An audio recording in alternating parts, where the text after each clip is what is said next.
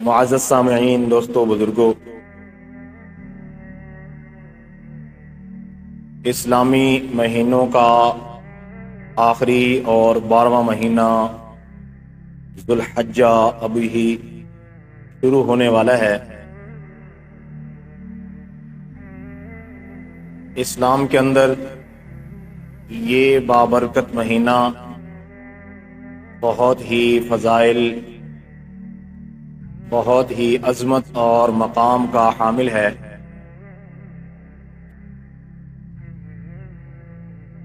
یہ مہینہ ان 4 مہینوں میں شامل ہے جن کو قرآن نے حرمت والے مہینے کہا ہے، یعنی 4 مہینے حرمت والے جن میں قتال کی، جنگ و جدل کی، جھگڑے کی اجازت نہ تھی، جن کے احترام، ادب، عظمت، فضیلت کو مد نظر رکھتے ہوئے ان کا احترام کرنا ضروری تھا، حتیٰ کہ ان 4 مہینوں کی عظمت کا لحاظ زمانہ جاہلیت کے لوگ بھی رکھا کرتے تھے۔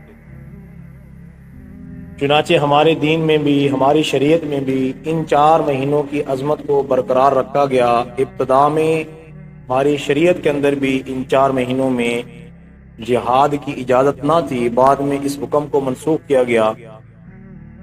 مفتی شفیع صاحب رحمۃ اللہ علیہ نے معارف القرآن کے اندر ان 4 مہینوں کی عظمت 2 اعتبار سے لکھی ہے۔ ایک اس اعتبار سے ان کی عظمت کہ ان میں کسی قسم کا جھگڑا، جہاد، جنگ و جدل، قتال کی اجازت نہیں تھی، اس لحاظ سے اس کی عظمت، اور دوسری اس اعتبار سے اس کی عظمت ہے کہ ان 4 مہینوں میں عبادات، ذکر، تلاوت، تسبیحات، نیک اعمال کا جو اجر و ثواب ہے وہ بنسبت دیگر مہینوں کے، بنسبت بقیہ دنوں کے، ان کا اجر و ثواب زیادہ ہو جاتا ہے۔ تو حضرت نے لکھا ہے کہ پہلے اعتبار سے کہ جہاد اور جنگ و جدل کا حکم، پہلے اس کا حکم یہ تھا کہ اس کی بھی اجازت نہیں تھی، لیکن اب وہ حکم منسوخ ہو گیا۔ اب دوسرے اعتبار سے اس کی فضیلت ابھی تک باقی ہے کہ ان 4 مہینوں میں اہتمام کے ساتھ عبادات کا اہتمام کیا جائے، ذکر تلاوت کا اہتمام کیا جائے، نیک اعمال کو بجا لایا جائے۔ تو ان 4 مہینوں میں جن میں نیک اعمال کی کثرت کا حکم ہے، ان 4 مہینوں میں ایک عظمت والا مہینہ ذوالحجہ بھی ہے، جو بھی 1 یا 2 دن کے بعد شروع ہونے والا ہے۔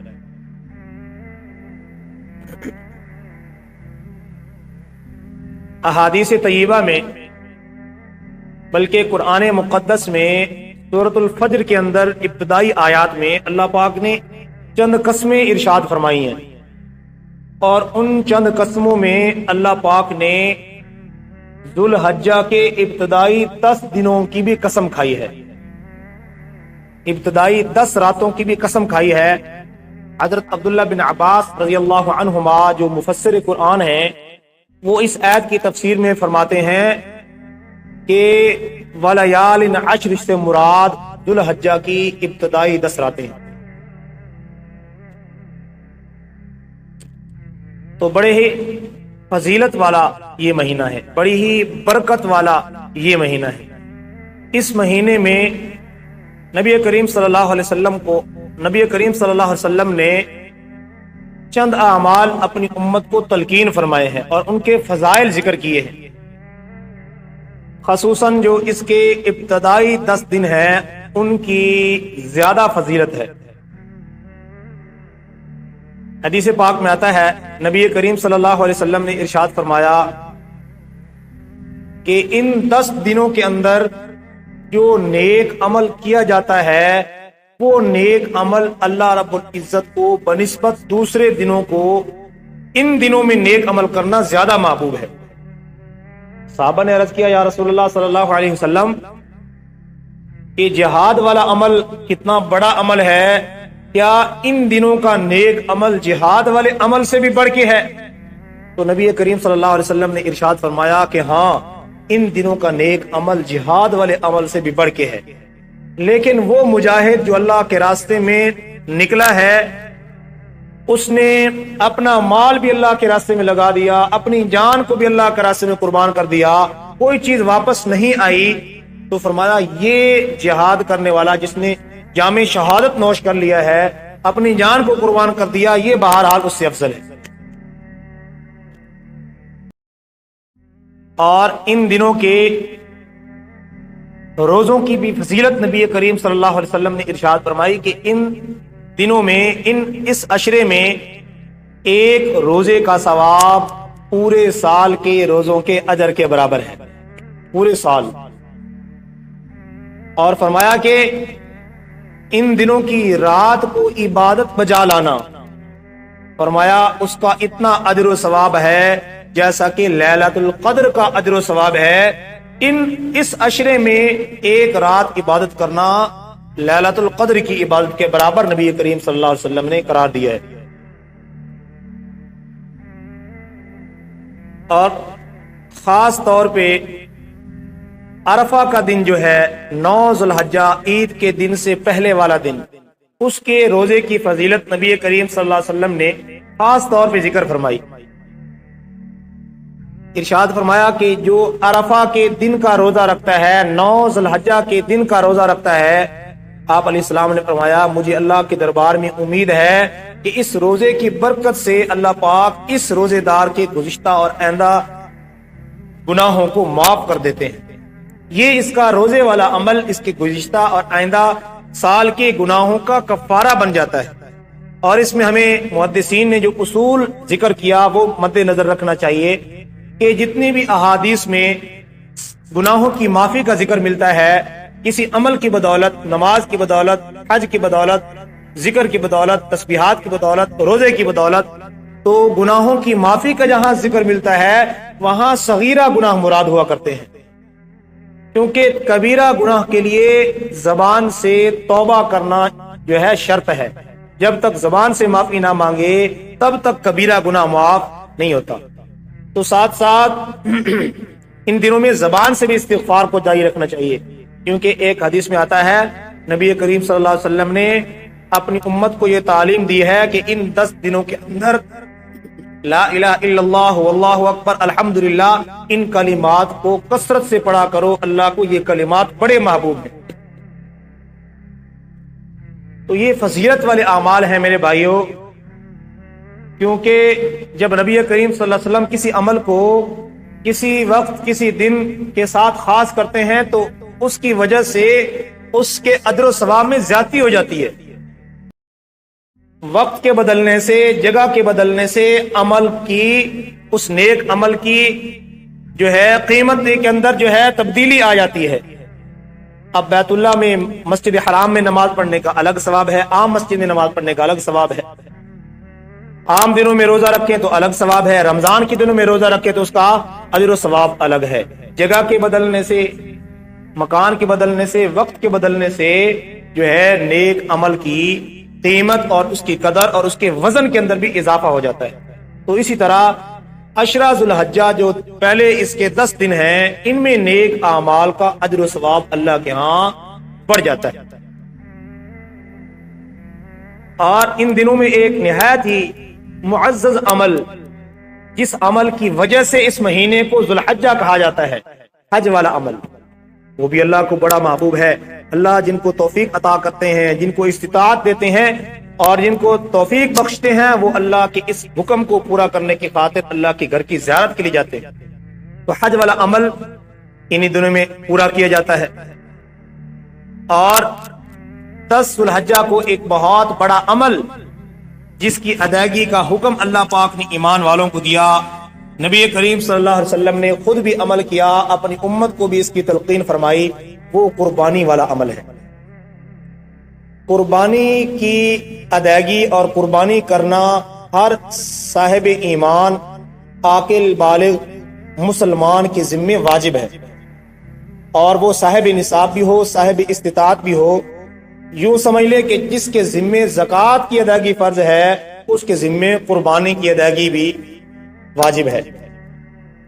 اس کے ساتھ فقہا نے مزید ایک بات بھی ذکر کی کہ عام طور پہ جس بندے کے ذمے زکوٰۃ ہو جس کے ذمے زکوٰۃ کی ادائیگی فرض ہو، وہ کیا کرتا ہے، اس میں اس کی ملکیت میں موجود جو اضافی سامان ہوا کرتا ہے وہ اس میں شامل نہیں ہوتا۔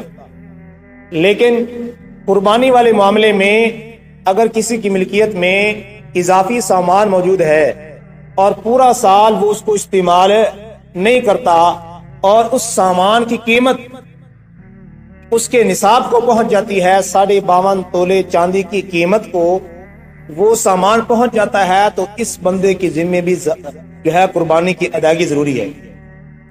اور یہ مسئلہ خاص طور پہ خواتین کو ذہن نشین کرنا چاہیے جن کی ملکیت میں اکثر سونا ہوتا ہے۔ ان کی ملکیت میں سونا ہو اور کچھ نقدی پاس ان کے موجود ہو اور وہ 52.5 تولے چاندی کی مقدار کو پہنچ رہا ہو، تو ان کے ذمہ بھی قربانی ضروری ہے۔ عام طور پہ یہ اس مسئلے کی اہمیت کو سمجھا نہیں جاتا۔ بھئی گھر کے اندر کئی اگر افراد ہیں اور اللہ کا مال ان کے پاس دیا ہوا ہے اور ہر بندہ اگر حساب کرے تو صاحب نصاب بنتا ہے، تو پھر ہر بندے کے ذمے الگ الگ قربانی کرنا ضروری ہے۔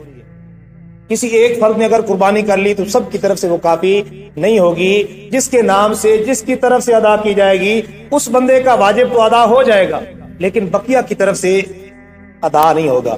جیسے جوائنٹ فیملی میں یہی ہوتا ہے کہ کھانا پکانا، کاروبار، لین دین اکٹھا ہوتا ہے، لیکن اگر ان کی مالیت کا حساب لگایا جائے، حصے بنائے جائیں، تو ہر بھائی الگ الگ ملکیت کے اعتبار سے صاحب نصاب بنتا ہے۔ لیکن ہوتا یہ ہے کہ ایک بھائی کی طرف سے سب کی قربانی کو کافی سمجھا جاتا ہے، تو اس کی وجہ سے جو بھائی قربانی کرے گا اسی کے نام کی ہوگی، سب کی طرف سے وہ ادا نہیں ہوگی۔ جو صاحب نصاب ہے، بیوی اگر صاحب نصاب ہے، اس کی ملکیت میں مال ہے، سونا ہے، چاندی ہے، تو اس کے ذمہ الگ قربانی کرنا ضروری ہے۔ شوہر اگر مالدار ہے، اس کے جو ہے ملکیت میں مال ہے، وہ صاحب نصاب بن جاتا ہے، تو اس کے ذمہ الگ طور پہ قربانی کرنا واجب ہے۔ ہمیں اس کی اہمیت کو سمجھنا ہے۔ اللہ پاک قرآن میں ارشاد فرماتے ہیں وَلِكُلِّ أُمَّةٍ جَعَلْنَا مَنْسَكًا، ہم نے ہر امت کے ذمے قربانی کو لازم کیا۔ اس امت کے مسلمانوں کے ذمے بھی قربانی کی ادائیگی لازم ہے، اور اس کے بارے میں جو قربانی نہیں کرتے باوجود گنجائش کے، باوجود صاحب وسعت ہونے کے، تو ان کے بارے میں جو ہے نبی کریم صلی اللہ علیہ وسلم نے سخت وعید بھی بیان فرمائی۔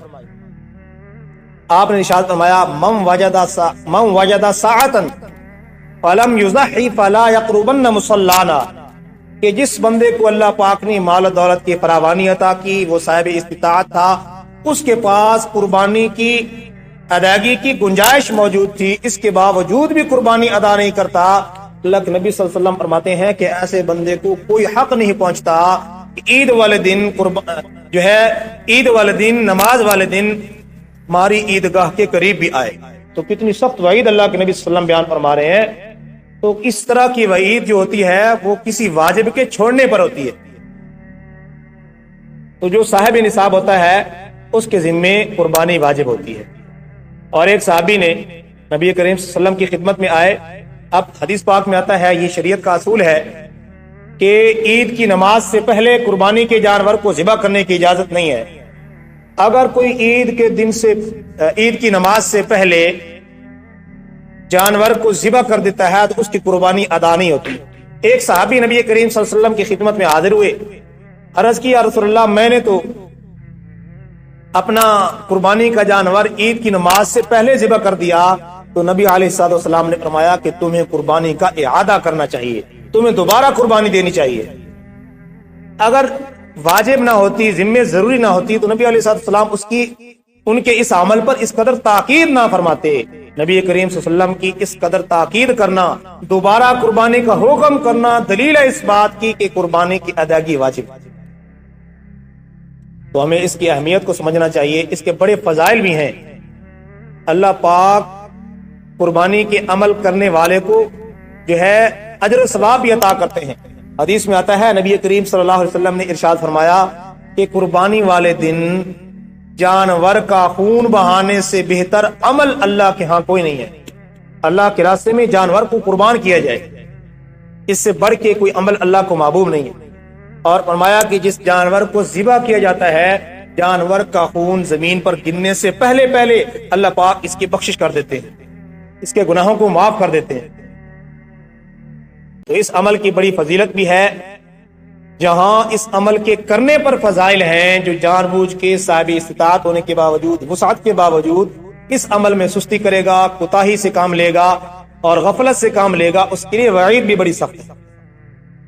تو ابھی قربانی والا جو ہے مہینہ شروع ہونے والا ہے، جن کو اللہ پاک ہمت دیں، استطاعت دیں، ان کو ضرور قربانی کرنی چاہیے۔ اللہ ان جو ہے دنوں کو ہمارے لیے خیر کا ذریعہ بنائیں، اور جو جو قربانی کرنا کا ارادہ رکھتے ہیں اللہ پاک ان کی تمام قربانیوں کو قبول فرمائیں۔ اور یہاں ایک اور مسئلہ بھی ہمیں ذہن نشین رکھنا چاہیے کہ جو بندہ قربانی کرتا ہے اس کے لیے شریعت میں مستحب یہ ہے کہ ذوالحجہ کا مہینہ شروع ہونے سے پہلے اپنی حجامت وغیرہ، ناخن وغیرہ، بال وغیرہ درست کروا لے۔ مستحب یہ ہے جب مہینہ شروع ہو جائے، جو قربانی والا کرنے والا ہے، جب تک وہ اپنے جانور کو ذبح نہ کر لے، قربانی نہ کر لے، اس وقت تک اس کو اپنے ناخن بھی نہیں کاٹنے چاہیے، اور اپنے سر کے بالوں کو بھی نہیں کاٹنا چاہیے، اور غیر ضروری بالوں کو بھی نہیں کاٹنا چاہیے۔ تو اس عمل یہ ایک مستحب عمل ہے، اگر کوئی اس کو بجا لاتا ہے تو بڑی اچھی بات ہے، نیک عمل ہے۔ اگر کسی عذر کی وجہ سے کوئی بجا نہیں لا سکتا، نہیں عمل کر سکتا، تو وہ گناہگار نہیں ہے۔ ہاں، اس کا اجر و ثواب ہے، ایک عمل ہے، نیک عمل ہے، اس کو بجا لائیں گے تو اللہ کے دربار میں ہمیں نیکیوں کی صورت میں اجر و ثواب ملے گا۔ اللہ رب العزت سے دعا ہے اللہ پاک ہمیں اس بابرکت مہینے کی قدر کی توفیق نصیب فرمائے، اور ہمیں قربانی کا عمل اخلاص کے ساتھ، اخلاص شرط ہے کسی بھی نیک عمل کی قبولیت کے لیے، کیونکہ قربانی والا عمل ہے، اس میں اخلاص، اللہ کی رضا نہ ہوئی، محض گوشت کھانا مقصد ہوا یا لوگوں کو دکھانا مقصد ہوا، تو وہ سارا کا سارا عمل ضائع اور رہ جائے گا۔ اللہ پاک ہمیں سمجھنے کی، عمل کی توفیق نصیب فرمائے، سنت ادا فرمائے۔